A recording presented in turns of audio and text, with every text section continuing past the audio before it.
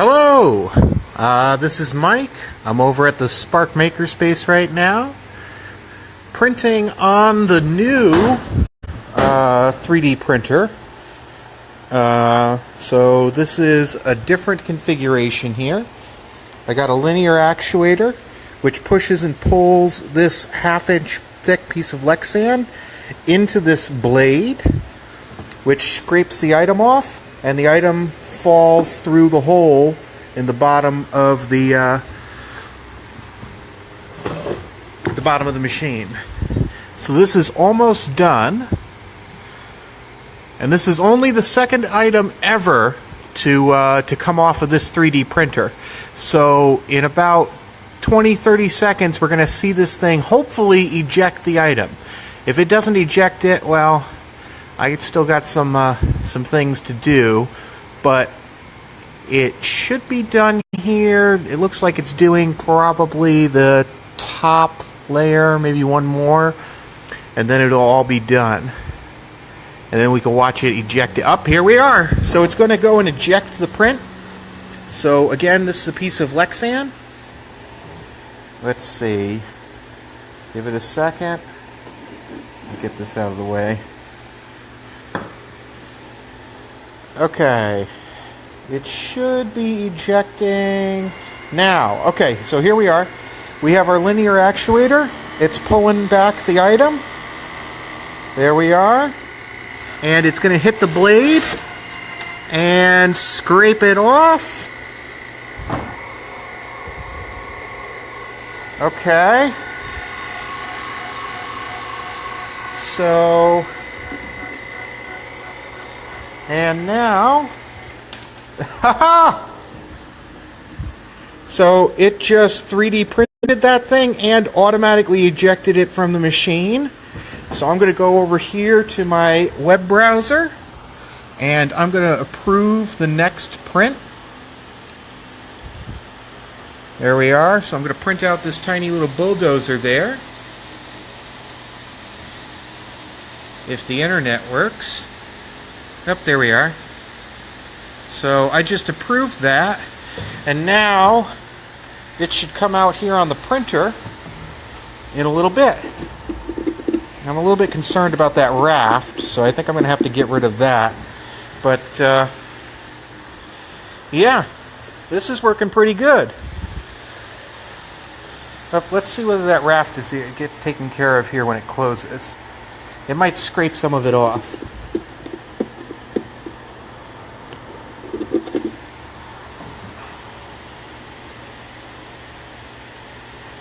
Okay, so in about 20 seconds, maybe 15 seconds, it's going to close the. It's going to close this this little door. So we're just going to wait for that. Up here it is. So we have a linear actuator, so that's the motor for it.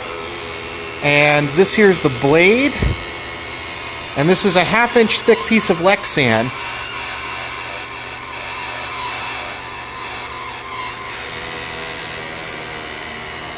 Okay.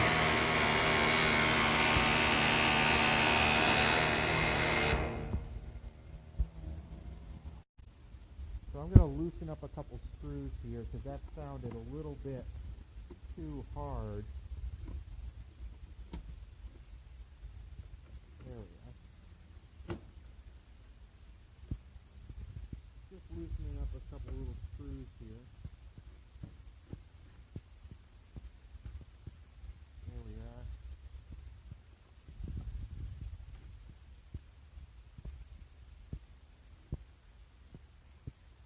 Okay, so we should see it work a little bit better this time, but I mean it functioned the first time, so it worked. Let me see, hold on, how do I flip this? Oh, there we are.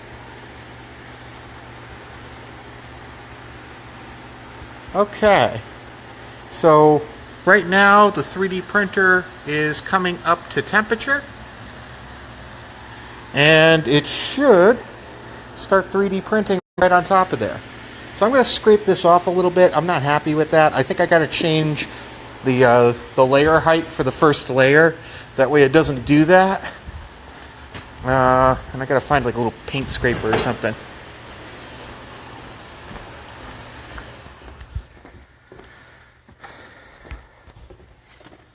Ooh, you know, this'll work.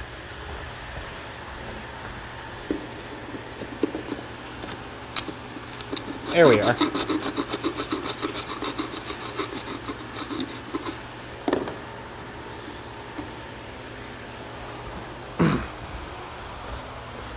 I might need to get a little bit of a better blade for the actual 3D printer there, but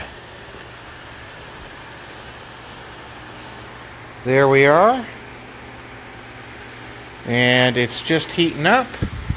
So we are at 170 degrees now, so it's going up to 200, and then it should start printing.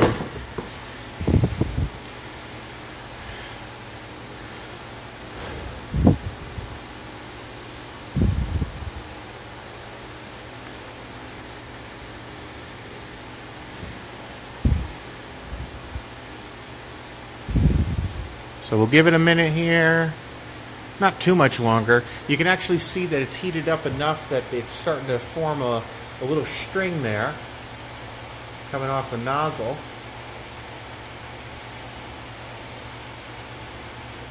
And it should probably start right about, maybe now? Maybe another like 5 seconds, 10 seconds? Come on. Come on, 3D print. Up there we are. So now it's printing.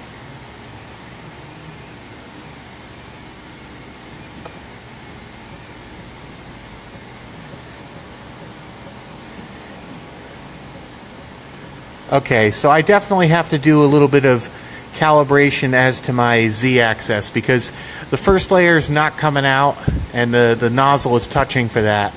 So on my next print, it should be better. Once I make some changes to the printer's configuration. But right now, it's doing the 3D printing, and I'll come back with another update here in a bit after this. Okay, bye.